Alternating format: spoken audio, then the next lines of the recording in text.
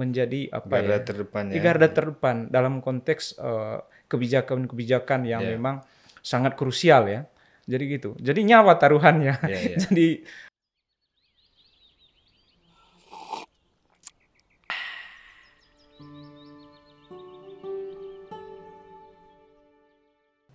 Salam ngopi ringan. Kontestasi pemilihan gubernur, pemilihan kepala daerah serentak tinggal menghitung hari. Yang menjadi menarik, salah satu wilayah di Indonesia adalah pertarungan di Nusa Tenggara Timur. Ya, menariknya karena hampir masyarakat Nusa Tenggara Timur punya kesan ketiga calon yang akan bertarung ini punya kapasitas yang mumpuni, punya perjalanan politik yang hampir sama rata gitu. Sehingga persaingannya menjadi sengit gitu. Nah, hal-hal menarik lain menjelang kontestasi ini berlangsung akan diceritakan banyak oleh salah satu tim dari salah satu pasangan calon ya. Dia adalah bagian integral ya. Kakak Yosef ya. siap. Kakak Yos ya. Selamat datang di Iya. Ngopi Ringan. Oh, Apa ngopi. kabar Bang Yos? Baik, ngopi ringan tapi ceritanya bermakna kayaknya. Iya. Gitu. Ya, sengaja dibuat paradoks gitu ya, materi dengan Oke. suasananya gitu ya. Nama channelnya nih Ngopi Ringan gitu. Siap. Karena itu dari awal udah tahu nih, pasti materinya akan berat-berat gitu ya. Kalau namanya berat, sekali materinya berat, waduh, pasti tambah pusing gitu. Iya. Gimana, apa kabar Bang Yos? Baru dari Flores ini Bang Yos? Baru dari Flores. Kalau kabar mah kita selalu baik, sehat. Ya, berarti kesibukannya belakangan ini semakin apa ya, full ya, kerja-kerjanya gitu. Iya, saya baru pertama kali terlibat secara terbuka dalam pesta demokrasi tingkat lokal ya. Iya. Jadi gitu. Keterikatan saya memang karena ya sama seperti Bung Norben, sama-sama dari wilayah paling selatan Indonesia kan, Iya. Nusa Tenggara Timur. Seperti itu. Jadi ini kontribusi ingin mengambil bagian untuk membangun ya dengan cara yang seperti ini. Iya. Mendukung salah satu kandidat itu Oke. sebenarnya. Oke, artinya terkonfirmasi ya Bang Yos ini adalah bagian penting, anggota penting dari proses politik dari Melki Lakalena untuk 2024 di NTT ya. Ya, kalau sekarang sih tidak dibilang penting, tapi yang terpenting itu bagaimana kita Oke. sama-sama membangun NTT. Oke, ya. Itu yang Ya. terpenting. Oke.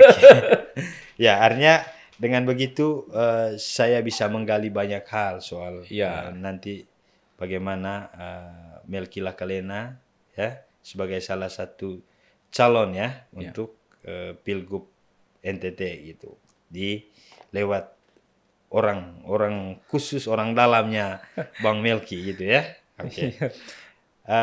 Dari persiapan Bang Yos, apa yang mendorong Bang Melki kemudian mau maju di Nusa Tenggara Timur? Kan kita tahu dia adalah DPRD terpilih ya untuk periode yang kedua itu. Dia terpilih DPR ya, RI. DPR RI gitu.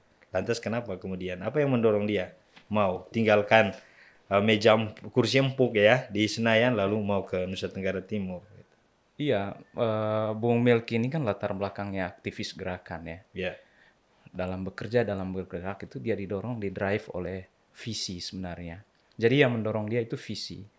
Nah, dalam konteks NTT, visi dia itu 4 kata. Oke. Nah, jadi sehat, cerdas, maju, sejahtera. Ini yang mendrive. Nah, visi ini itu bukan sekedar kata-kata. Ya. Dari zaman dia mahasiswa itu terlibat aktif dalam gerakan sosial, itu dia udah dekat dengan masyarakat, belanja masalah. Ya. Lalu kemudian HP-nya dia, kontak person tapi menjadi call center. Itu mungkin saya dapat cerita dari teman-teman, jam berapapun kita hubungi itu pasti akan dibalas. Oke. Jadi dia menggunakan HP-nya dia itu untuk belanja informasi juga. Ya. Lalu kemudian kesederhanaan dan kerendahan hati dia itu untuk mendengar. Oke. Itu yang menjadi tadi lahir visi itu. Oke. Jadi yang mendorong dia sebenarnya visi. Nah, visi sehat, cerdas, maju, sejahtera ini itu bagian dari kerja melanjutkan visi-visi pendiri bangsa, yaitu visi kemerdekaan. Oke. Jadi dalam konteks NTT, Melki membawa misi itu.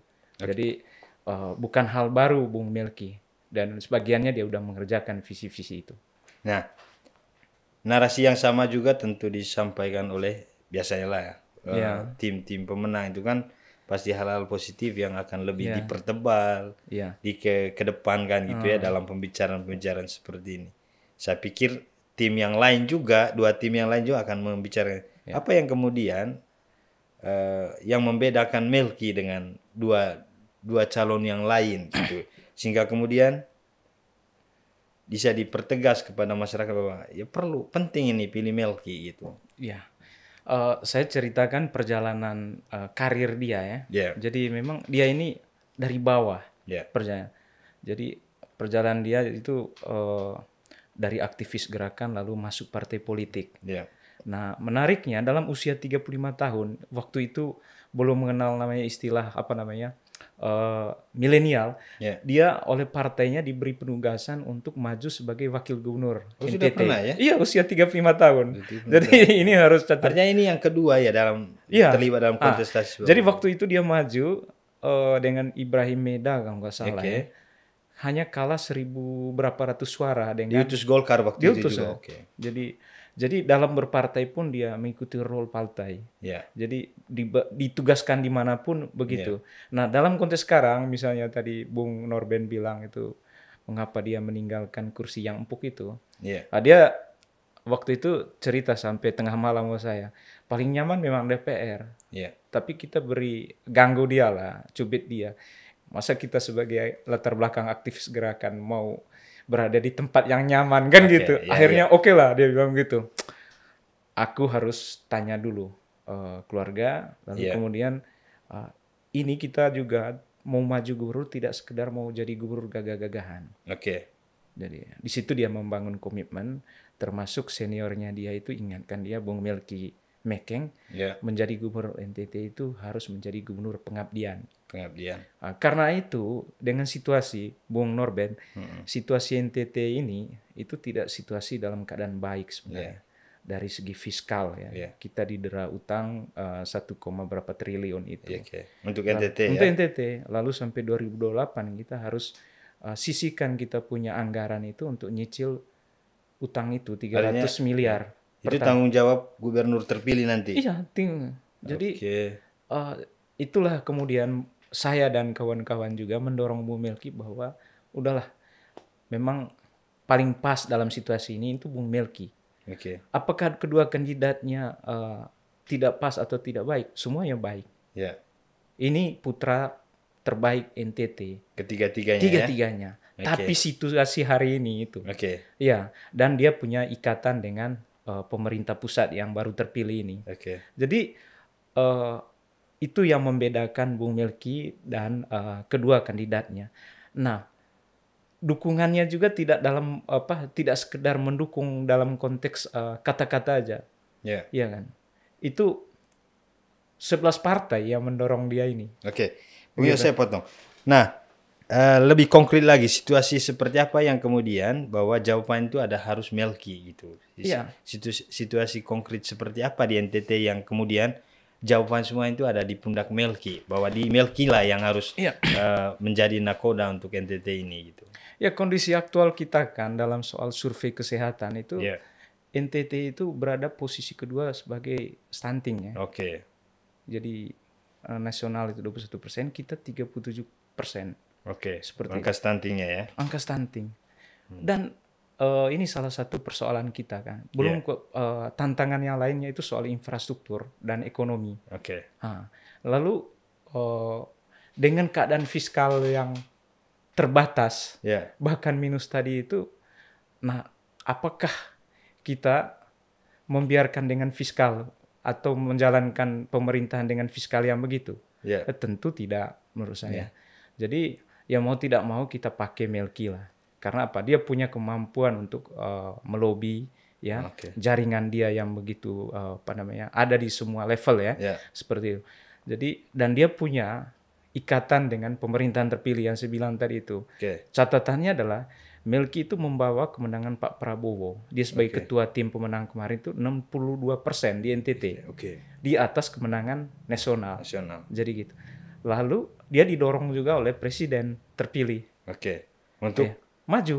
maju. Untuk maju. Dan juga oleh presiden yang sekarang ini. Oke. Jadi ada Gerindra di situ, ada PSI. Ya. Kan kalau mau lebih ininya ada ketiga lagi, Pak SBY dengan Ya, Demokratnya. Demokrat. Jadi saya pikir bahwa dukungan-dukungan ini tidak sekedar mencalonkan, tapi Ya. mensukseskan setiap daerah. NTT itu adalah Indonesia Mini. Ya. Indonesia Mini kembali kemudian apa kondisi real Indonesia Mini, tapi memiliki persoalan yang besar dan mendasar. Oke.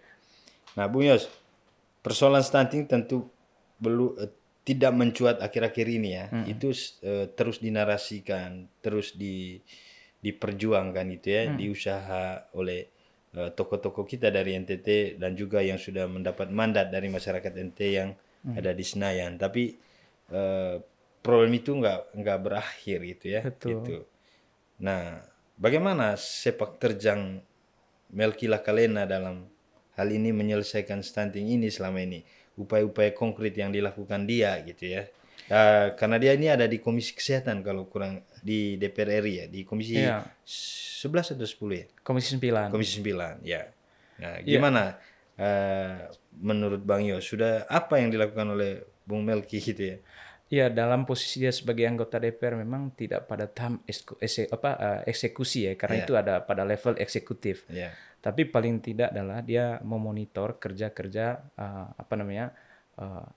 level eksekutif ini. Bung Melki sendiri pada konteks dia belanja massal lalu memperjuangkan anggaran untuk bawa ke sana.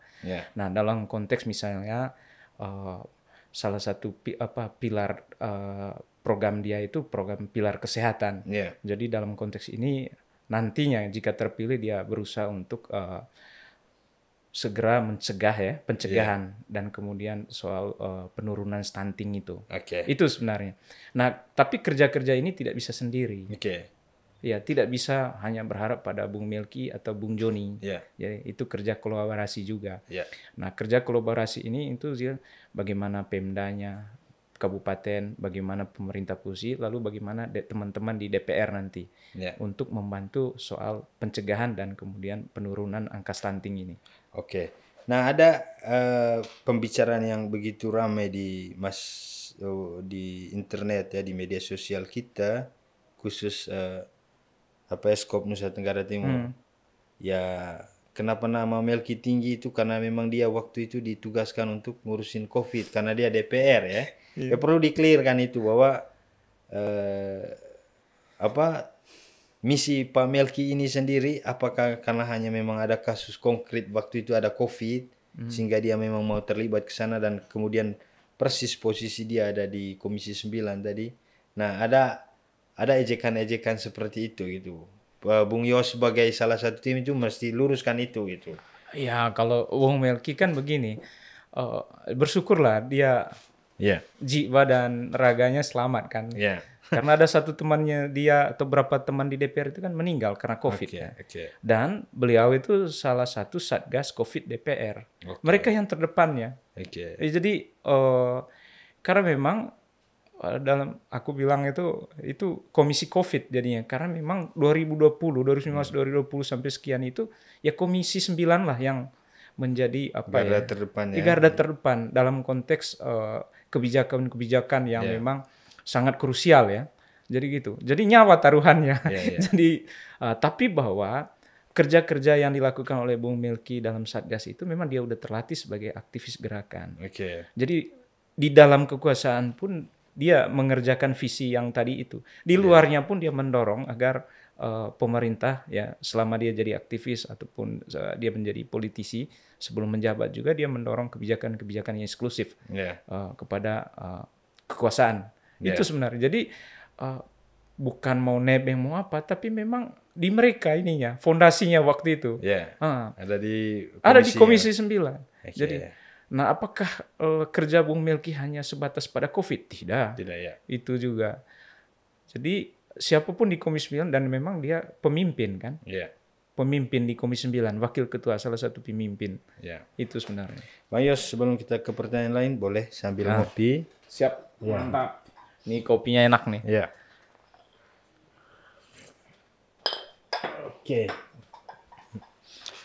Bung Yos, Bang Melki sendiri bukan orang baru ya di peta politik Nusa Tenggara Timur, termasuk lawan-lawannya ya, khusus Bung Ansi juga. Ya. Dua-duanya adalah DPR RI terpilih gitu ya untuk periode 2024-2029 gitu. Sama-sama juga bekerja ya, sangat total juga itu. Sangat. Nah, kenapa kemudian bukan Ansi nih yang kita pilih, tapi saya to the point aja itu harus Melki itu. Ini karena dari 3 calon ini 2 ini yang menarik gitu. Sama-sama muda, latar belakang politiknya juga jejak politiknya juga bagus gitu ya. Bukan mengabaikan calon satunya, tapi karena latar belakang politik keduanya itu gitu. Iya. Ini jadinya ke statistik ya. Yeah. Jadi kalau saya menghitung statistik pertemuan saya ya, antara keduanya saya lebih banyak statistik pertemuannya dengan Bung Ansi. Justru ya. Jadi justru malah lari ke itu. Iya. Ke Melki. Iya, hati dan pikiran saya ke sana. Satu memang Melkinya sendiri sesuai namanya itu memang jiwanya melayani kita ya. Iya, Jadi dia memang tipe melayani dan dia memang kelemahan dia kan dia tidak bisa pencitraan. Itu kelemahan dia itu. Jadi dia terikat juga dengan mengabdi lewat kinerja. Dan apa yang digelorakan dari dulu sampai sekarang itu hal yang sama. Ayo bangun NTT. Jadi gitu. Jadi sebelum dia menjadi anggota DPR pun dia udah membuat institusi bagaimana anak-anak muda NTT itu terwadah dalam satu yayasan, yaitu Yayasan Tunas Muda Indonesia. Dia memfasilitasi. Dan pendirinya beliau? Iya, dia pendirinya. Dan saya lihat, saya kan turun ke daerah ini. Tadi malam baru sampai Jakarta kan. Teman-teman ini terdepan dalam berbagai kegiatan, kemudian bagaimana menghimpun anak-anak muda di setiap kabupaten. Ada yang sudah masuk sektor birokrasi, ada yang swasta, ada yang dosen, kemudian ada yang memang aktivis gerakan sosial. Jadi ini difasilitasi oleh Bung Melki. Jadi ini kerja yang merawat, membangun dan menjaga merawat peradaban. Jadi ini sebenarnya ini yang dibutuhkan untuk NTT sih tahapannya. Seberapa yakin Bung Yos terhadap komitmen Pak Melki untuk melanjutkan kerja-kerja nyata itu ke depan ketika mana kepercayaan itu diberikan kepada Bung Melki oleh masyarakat NTT gitu. Ya, saya sih startnya dari track recordnya dia lah. Dia tidak banyak bicara, dia bekerja dalam diam. Gitu. Lalu yang berikutnya adalah perjalanan karir politik dia itu. Jadi bagaimana dia kemarin itu sampai menjadi wakil ketua umum Golkar ya. Oh ya, yang terbaru ya? Yang terbaru. Wakilnya. Lalu kemudian catatannya Bung, di Golkar itu kan jenjang kaderisasinya itu kan panjang. Bung Melki 2019 itu anggota DPR RI terpilih pertama kali baru. Dia pendatang baru. Tapi oleh fraksinya dia diberi tempat, diberi posisi, diberi amanah untuk menjadi pimpinan komisi. Di Komisi 9 tadi. Komisi 9. Dan itu dia tuntaskan sampai 5 tahun. Kalau kenapa dia sampai 5 tahun? Berarti memang kinerjanya dia dalam konteks fraksi dia oke. Apalagi dalam konteks bagaimana soal masyarakatnya. Itu dirasakan langsung. Artinya menuntaskan itu artinya kepercayaan itu diberikan sampai 5 tahun ya sampai oleh 5 partai tahun. kan? Biasanya di partai itu kan kalau memang ada evaluasi kan. Kalau memang kurang maksimal udah diganti dan lain-lain. Artinya bukan atas dasar keinginan ini ya? Bukan. Dan memang Komisi 9 itu memang passionnya dia. Dia kan apoteker. Apoteker. Itu bidangnya dia. Kan. Jadi mengalir. Politisi sekarang. Itu sebenarnya. Jadi apa yang meyakini saya? Dia komit. Jadi itu. Ya buktinya bahwa dia anggota DPR RI terpilih dari Dapil 2 NTT ya, Timor, Sabu, Rote, Sumba. Tapi kebijakan dia itu menjangkau seluruh NTT. Baik dari puskesmas, rumah sakit Pratama, dan di Kupangnya sendiri rumah sakit nasional terbesar sekarang untuk Indonesia Timur. Jadi dia juga tidak mengatakan bahwa peran saya besar, tidak. Dia tidak juga mengatakan bahwa yang saya lakukan ini hal besar, tidak. Ini hal kecil tapi bermakna buat masyarakatnya. Memang sesuai kebutuhan. Sesuai kebutuhan. Artinya Bung Yos melihat kinerja dia sebagai DPR Ya, waktu 2019 sampai 2004 kemarin ya. betul. Seperti apa sih kerja-kerja nyatanya Bung Melki di sana, bahwa kemudian apa yang kita lihat itu menjadi bahan pertimbangan bagi masyarakat NTT. Ya benar, pilih orang ini, nggak salah. Ya paling tidak bahwa salah satu persoalan mendasar di kesehatan ini kan dia memulai dengan apa ya, membangun Ya. infrastruktur dasar, bangunan rumah sakit ya, bangunan puskesmas, Ya. lalu kemudian fasilitas, sambil nanti berjalan dengan kemampuannya dia, jaringan dia itu, fasilitas dan tenaganya juga akan di apa namanya, pemerataan soal fasilitas dan Untuk seluruh SDM-nya NTT ya. Seperti itu. Itu salah satu pilar apa namanya, prioritas dia Ya. di maju gubernur ini. Ya. Jadi itu salah satu. Lalu yang lainnya dalam konteks misalnya menunjang atau mendorong soal kewirausahaan. Ya. Jadi dia mulai dengan bidang di komisi dia itu soal balai latihan kerja itu dibangun. Oke. Sekarang mungkin lebih dari 30. Jadi itu hal-hal yang jadi fasilitasnya dia bangun. Ya. Anggarannya dia perjuangkan bawa ke NTT. Hal-hal yang ya itu hal-hal konkret yang dia lakukan. Nah, Bung Yos, saya potong. Soal kesehatan ini, membangun kesehatan itu kan tidak berhenti pada penyediaan fasilitas. Fasilitas. Ya. Tapi kemudian SDM di sana itu mesti berkualitas. Ada banyak problem konkret yang terjadi di wilayah NTT itu. Persis. Soal pelayanan itu. Bagaimana Bung Melki strategi untuk mengatasi itu? Paling real problem kita di sana itu soal pelayanan di sana gitu ya. Ya itu dalam satu pilar dari 7 pilarnya dia itu ya. 7 pilar bidang kesehatan itu.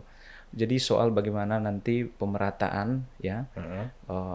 Baik fasilitas maupun tenaganya. Pemerataan soal tenaga lebih didorong kepada soal sumber daya manusianya. Itu. Jadi ini kerja yang bukan ringan, tapi ini kerja berat dengan situasi NTT. Tapi yakinlah bahwa dengan misalnya keterlibatan kita semua ini akan kita pecahkan satu-satu persoalannya.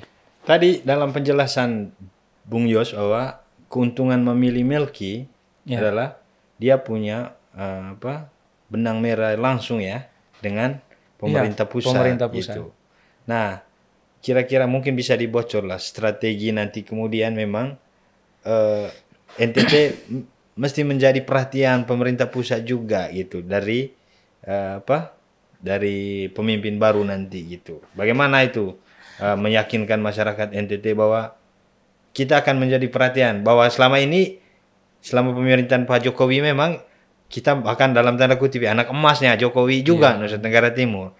Nah, bagaimana kemudian masyarakat harus diyakinkan juga dengan pemerintahan baru nanti gitu, dengan posisi strategisnya Bung Melki. Gimana itu Bang Yos? Ya, Bung Melki ini kan sangat menghargai semua pemimpin ya. Itu yang kemudian beliau selalu gaungkan bahwa akan melanjutkan semua agenda-agenda pembangunan dari zaman presiden pertama sampai presiden Jokowi dan akan mengawal kebijakan Pak Prabowo. Begitu juga dalam konteks gubernur. Dari agenda-agenda pembangunan dari gubernur pertama NTT sampai yang kemarin. Dia akan lanjutkan. Karena itu hal yang baik semua. Nah, dalam konteks nanti irisan dengan pusat itu, Bung Melki itu begini. Ya tadi itu dia bilang, kita jangan hanya sekedar menjadi gubernur, apalagi gubernur gagahan.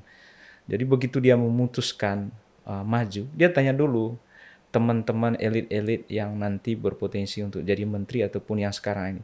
Kalau saya mau maju gubernur, bidang ekonomi mau kasih apa untuk NTT? Menteri pendidikannya kira-kira mau lu kasih sekolah unggulan apa untuk NTT? Jadi kemudian menteri pertaniannya, lu mau kasih apa? Kebijakan apa untuk NTT? Lalu bidang kesehatannya juga gitu, kementerian kesehatannya. Lalu menteri pemuda dan olahraganya. Ini 2028 itu ada PON di NTT. Apa yang lu mau kasih untuk NTT? Bangun apa? Venue apa saja? Dan beberapa kementerian lainnya. Misalnya menteri PU, gitu kan? Lu mau kasih apa untuk NTT? Bagaimana jalur utara dari Labuan Bajo sampai pokoknya harus buka? Apa yang lu bisa bantu? Nah, Melki sendiri misalnya dia menyusun visi misi itu juga yang real gitu, Yeah. yang bisa dikerjakan. Nah, itu yang terjadi misalnya kasih contoh di Manggarai sendiri waktu Pak Heri Nabit maju. Yeah. Iya kan? Pak Heri Nabit kan kampanyekan akan membangun rumah sakit pertama di Riau. Yeah. Itu terbukti karena memang Bung Melki sendiri perjuangkan anggaran itu kan. Sampai terwujud. Sampai terwujud. Nah, hal yang begini akan dia kerjakan di NTT.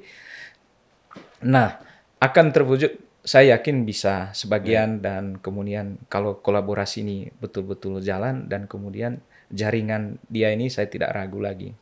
Dia dari partai terbesar, kemudian bagian dari koalisi pemerintahan yang terpilih ini. Itu sebenarnya. Artinya Bang Yos mau mengatakan bahwa jangan ragu lah ya dengan soal relasi Melki dengan pemerintah pusat nanti. Oke. Betul. Nah, hari-hari ini angka pengangguran kita di NTT itu masih tinggi ya. Sangat. Itu. Tinggi penganggurannya juga sangat tinggi juga tenaga kerja TKI ya, TTKI ya. Tenaga kerjanya. Ya. Orang merantau gitu karena kurangnya pekerjaan di sana. Tentu itu problem utama lapangan pekerjaan gitu. Bagaimana Bung Melki punya solusi ya terhadap ini gitu. Pengangguran tinggi karena lapangan pekerjaan sedikit sehingga orang lebih banyak keluar dari Nusa Tenggara Timur. Bung ya sudah ada pembicaraan belum itu? Ya kalau lihat data sih ya, keadaan real aktual hari ini itu kan soal dari aspek apa ya produk domestik regional bruto PDRB itu. Jadi PDRB kita itu masih ditopang oleh sektor primer itu. Pertanian, perikanan, kelautan, peternakan. Itu di angka 29%. Tapi memang kita harus akui ini sektor unggulan. Tapi apakah kita harus berhenti di angka 29% ini? Dengan melihat tadi itu kondisi real di NTT bahwa ini menjadi sektor unggulan. Itu bisa kita angkat terus. Kalau memang yang perlu didorong itu adalah pertanian yang memang butuh inovasi sebenarnya. Ya, yang konkret Bang Yos, maksudnya itu 3 sektor paling unggul ya di NTT. Semua orang tahu akan NTT itu kan akronim jadi apa tuh NTT itu ya. Nanti Tuhan tolong. Iya, itu. Nah, supaya seperti itu hilang kan, maksudnya si calon gubernur ini khusus Bang Melki mesti sampaikan yang konkret bahwa sektor ini memang 3 sektor ini penting, tapi apa yang kemudian memang orang-orang NTT sendiri itu akrab dengan itu dan jadikan itu sebagai tempat mata pencarian sehingga tidak pergi keluar gitu, merantau bahkan sampai keluar negeri. Keluar kan karena memang tidak ada lapangan kerja di dalam itu kan. Apa yang ditawarkan oleh Bung Melki itu? Iya, soal kan ini yang kita dorong ini adalah soal bagaimana hulunya ya. Hulunya memang soal kita memang sampai sekarang sandar di itu. Menjadi sektor di sektor primer itu menjadi sektor unggulan jadi. Nah, di sisi yang lain misalnya di beberapa daerah di NTT itu sektor unggulnya atau nomor satunya itu adalah pariwisata. Ya kan? Jadi tinggal dikombinasi sebenarnya sektor pariwisata dengan sektor pertanian. Nah, paling penting adalah bagaimana meningkatkan kewirausahaan. Pemberdayaan lalu kemudian bagaimana mengefektifkan soal balai-balai latihan kerja ini. Ini harus memang kita pecahkan satu-satu sih. Lalu problem lainnya itu sumber daya manusianya. Jadi kenapa kita memang angka pengangguran yang tinggi dan memang tidak punya lapangan kerja tadi itu. Pilihannya harus merantau kan. Seperti itu. Nanti kedepannya adalah memang misalnya peran anak muda, milenial atau perempuan itu harus ditonjolkan. Terus kemudian kita perlu memfasilitasi mereka kan dalam berbagai bentuk pelatihan kerja. Lalu kemudian ide-ide yang sudah jalan itu harus menjadi ada nilai tambahnya, kreativitasnya mereka itu. Nah ini harus ada yang menjahit semuanya ini. Lalu kembali ke soal sektor unggulannya itu bisa kita kalau memang mendorong sektor pariwisata juga sebagai salah satu sektor unggulan itu tinggal dikombinasi, tinggal dikombinasi. Jadi karena kita ini daerah kepulauan, ikannya banyak, seperti itu kan, ikannya banyak. Kemudian hasil pertanian juga bagus. Hasil pertanian misalnya kalau Bung Norben pernah terbang dari Labuan Bajo ke Kupang ya. Yeah. Ini salah satu contoh aja dari Labuan Bajo ke Kupang, lalu mendarat di Soa. Itu dari atas itu bisa kita lihat bagaimana kayak gunung-gunung itu berlubang semua. Itu embung. Itu hulu dari pertanian. Itu yang menjelaskan Flores di Labuan Bajo pariwisatanya itu sayurnya dari Bejawa atau Ngada. Jadi dan hari ini kita makan sayurnya dari sana. Seperti itu. Nah, tipikal petani kita Bang Yos itu masih orientasinya bukan untuk nilai tambah. Lebih pada ya udah yang penting saya punya ini ya. Peternak pun demikian. Orientasinya bukan bisnis ya. Masih ada yang gitu tapi hanya sekian persen gitu. Itu by perorangan gitu. Padahal itu diketahui sektor paling unggul gitu ya di pertanian, peternakan, perikanan itu. Tapi peternakan. Ya, selalu pekerjaan itu ya by individu gitu. Angka kemudian itu jadi program unggulan oleh pemerintah itu masih minim gitu. Bagaimana kemudian Bung Melki gitu ya mensiasati hal itu gitu. Ya, salah satu di pilar ekonomi di misinya dia itu, visi misinya dia soal kesejahteraan itu kan menyangkut itu. Bagaimana soal ladang laut itu harus ke pasar terintegrasi. Begitu juga infrastruktur yang sudah terbangun harus terintegrasi dengan wilayah pertanian juga kan. Supaya ada nilai tambah. Jadi misalnya dalam konteks ini dalam diskusi saya, pikiran saya, problem kita kan nelayan di NTT atau mungkin seluruh Indonesia itu kan masih pada konteks mencari ikan. Padahal lautnya luas. Ya kan. Akhirnya apa? Tidak efisien dia. Nah, Bung Melki nanti dalam dia punya rancangan itu adalah bagaimana efisiensi di bidang pertanian dan kelautan ini. Misalnya apa?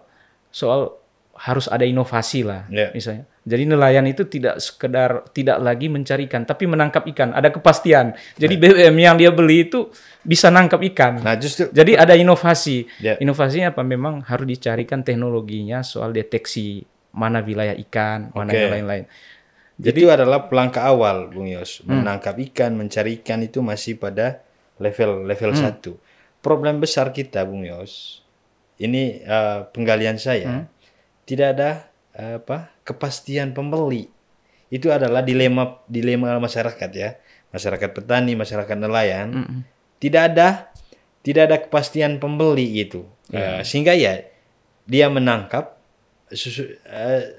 sesuai kebutuhannya aja gitu. Ya, itu artinya, yang tadi bagaimana soal nyambung dia. Ladang laut itu pasar. Ya, Ya, ladang laut. Artinya Melki mau menjamin itu ya. Menjamin itu. Ada di visi misi dia itu. Jadi ladang laut pasar, tapi bagaimanapun harus efisien dia. Efisien dalam soal biaya operasionalnya, tapi ada nilai tambah setelah itu.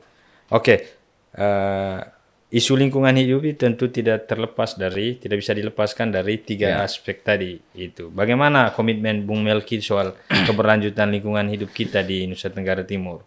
Ya, kalau soal misalnya lingkungan itu dan satu itu dia komit untuk menolak tambang. Itu tidak sekedar dalam konteks dia maju gubernur, itu dari zaman sebelum dia maju anggota DPR, aktivis dan lain dalam berbagai forum. Itu dia juga komit tentang itu, soal itu. Lalu apa salahnya kita melanjutkan misalnya yang dia bilang itu, kita melanjutkan agenda-agenda pemerintah sebelumnya. Pak Benboy itu, Opa Benboy itu dia punya operasi Nusa Hijau. Itu kenapa kita tidak lanjutkan?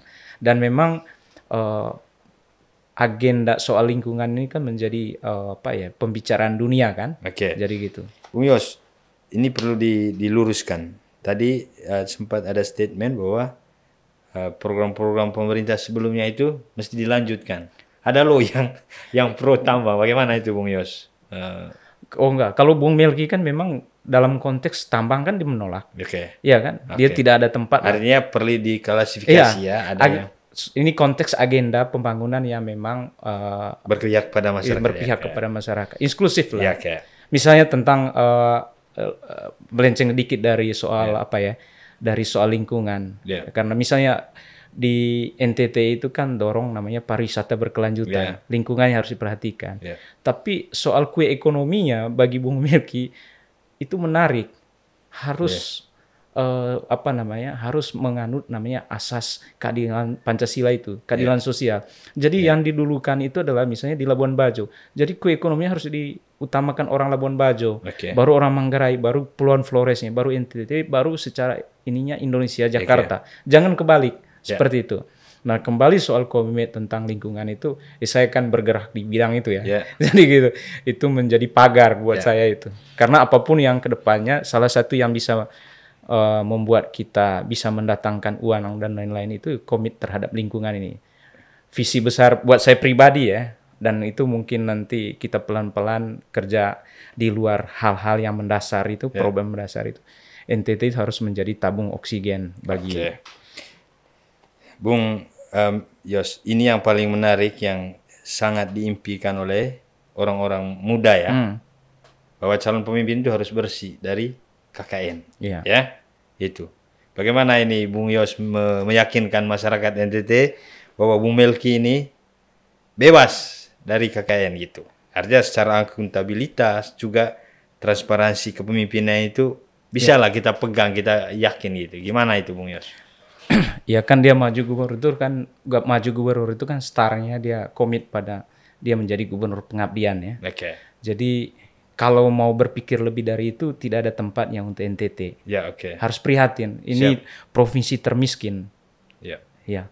Jadi dia juga dalam diskusi saya dengan beliau itu bagaimana dia memikirkan soal pendapatan insentif bagi teman-teman ASN di sana, karena itu yang harus dipikirkan. Jadi fokus pada kerja, bagaimana menaikkan PAD, ya kan. Tapi di sisi lain juga harus ada insentif.